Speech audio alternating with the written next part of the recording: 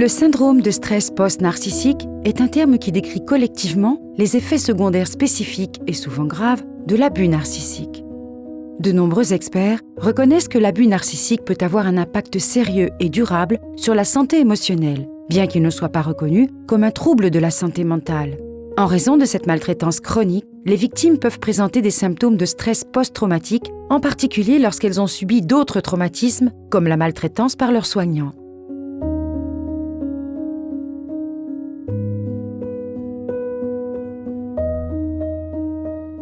Dans cette optique, voici 10 signes qui t'aideront à reconnaître le syndrome de stress post-narcissique. Numéro 1. Au début, tu avais l'impression d'avoir une relation parfaite avec cette personne. Lorsque tu es dans une relation amoureuse, ce type d'abus commence souvent de manière subtile et s'intensifie après que tu sois tombé amoureux de ton partenaire. Au début de la relation, c'est à ce moment-là que le bombardement amoureux habituel a tendance à se produire. Tu peux être couvert de cadeaux et d'affection et tout cela semble très intense. Puis, petit à petit, les tactiques manipulatrices commencent à envahir la relation et à remplacer cette phase initiale. Dans le cas des parents narcissiques, ils peuvent également t'offrir de l'amour, de l'adoration, des louanges et un soutien financier, jusqu'à ce que tu fasses quelque chose qui leur déplaît et que tu perdes alors leur faveur. Dans tous les cas, ils utilisent des tactiques telles que le gaslighting, qui peut même te faire douter de ta propre santé mentale. Et tout cela te colle à la peau, même après avoir coupé les ponts avec ces personnes. Numéro 2. Tu as l'impression de marcher sur des œufs. Un symptôme courant du traumatisme est d'éviter tout ce qui pourrait te faire revivre cette situation traumatisante. Qu'il s'agisse de personnes, de lieux ou d'activités qui représentent une menace pour toi, tu te retrouves constamment à t'inquiéter et à faire très attention à ce que tu fais ou dis en présence des gens, car c'est ainsi que tu te comportais lorsque tu étais avec ton agresseur. Tu deviens de plus en plus anxieux et introverti, surtout lorsque tu es en présence d'autres personnes et tu fais cela non pas parce que tu es comme ça, mais par peur extrême. Numéro 3. Tu subis des campagnes de dénigrement après la fin de la relation. Lorsque des ruptures se produisent, il est courant que les gens prennent parti. Et ce n'est pas différent lorsqu'on a affaire à un agresseur narcissique. Il déformera tes propos et racontera sa version de l'histoire aux autres dans le but de les amener à compatir avec lui.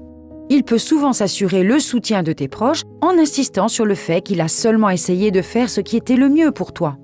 Avec ces manipulations, lorsque tu essaies de parler de l'abus, tes proches peuvent se ranger du côté de l'agresseur plutôt que du tien. Cela peut créer des barrières entre toi et les personnes de ton réseau de soutien et te donner le sentiment d'être seul. Numéro 4. Tu te sens isolé et vulnérable. Lorsqu'une personne ne t'écoute ou n'écoute pas tes préoccupations, tu peux te sentir très seul. Et cela te rend particulièrement vulnérable à une nouvelle manipulation de la part de ton agresseur. Il peut t'attirer à nouveau avec de fausses excuses, une main douce ou en se cachant derrière ses propres abus ou traumatismes passés. Cette situation, où il est toujours proche de toi et te tourne autour, peut être utilisée pour t'attirer à nouveau lorsque tu manques de soutien, car tu es plus susceptible de douter de tes perceptions de l'abus lorsque tu ne peux en parler à personne. Numéro 5. Tu as développé un sentiment de méfiance généralisée. Es-tu hyper vigilant, constamment inquiet et anxieux quant aux intentions des autres? Les techniques de gaslighting utilisées par l'agresseur narcissique peuvent avoir contribué à la façon dont tu perçois maintenant le monde. Et tu peux avoir du mal à faire confiance à quelqu'un, même à toi-même. Numéro 6. Tu as tendance à adopter des comportements autodestructeurs. Les victimes se retrouvent souvent à ruminer l'abus. Cela peut conduire à une attitude négative croissante à leur égard et à une tendance à se reprocher ce qui leur arrive.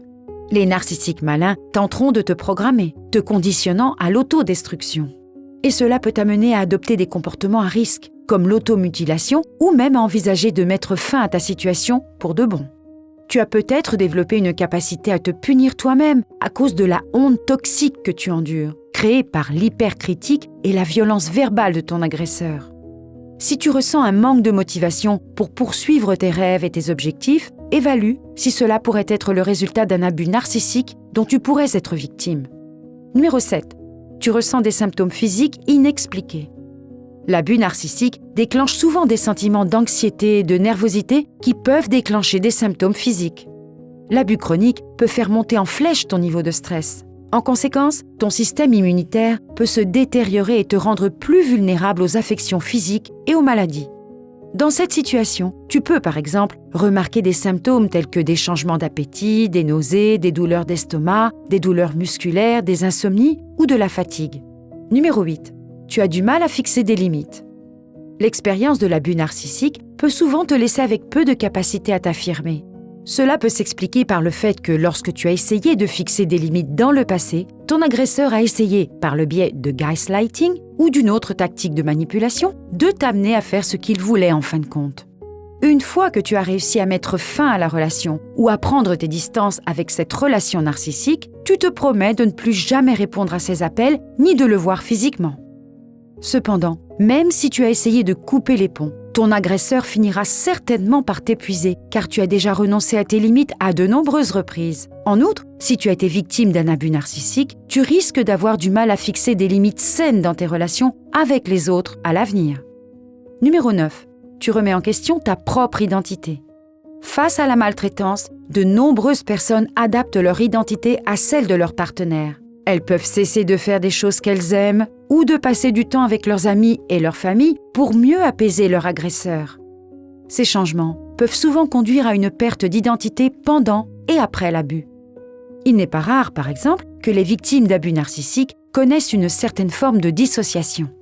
Le docteur Van der Kolk écrit dans son livre « The Body Keeps the Score » : « La dissociation est l'essence même du traumatisme. L'expérience bouleversante se divise et se fragmente de sorte que les émotions, les sons, les images, les pensées et les sensations physiques prennent une vie propre. » Ouf. Numéro 10. Tu as du mal à prendre des décisions. Lorsque ta vie a été marquée par un schéma négatif de dévalorisation et de critique, tu peux avoir très peu d'estime et de confiance en toi. Les abuseurs narcissiques peuvent faire des déclarations qui laissent entendre que tu es incapable de prendre de bonnes décisions. Les partenaires violents peuvent t'avoir traité de stupide ou d'ignorant ou t'avoir insulté sur un ton faux et affectueux. Ils peuvent te manipuler en te faisant croire que tu imagines des parties de la réalité, ce qui te fait te méfier de ce que tu tiens pour acquis. Et ce type de contrôle et de tromperie peut également affecter la manière dont tu prendras tes décisions à l'avenir. Identifies-tu certains de ces signes dans tes relations ou celles de tes proches ? Reconnaître les effets d'une relation narcissique est le premier pas vers la guérison et le dépassement.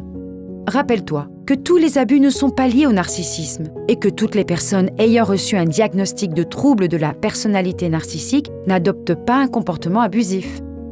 Toutefois, si tu penses être victime de ce type d'abus, nous t'encourageons à demander de l'aide. Il n'est pas facile de quitter une relation abusive, mais avec le bon soutien, tu peux avancer dans ta vie et commencer à guérir de tes blessures passées. N'oublie pas de liker et de partager cette vidéo si elle t'a aidé et si tu penses qu'elle peut aussi aider d'autres personnes. N'oublie pas de cliquer sur la cloche de notification pour être informé des nouveaux contenus. Et comme toujours, merci de nous avoir regardés.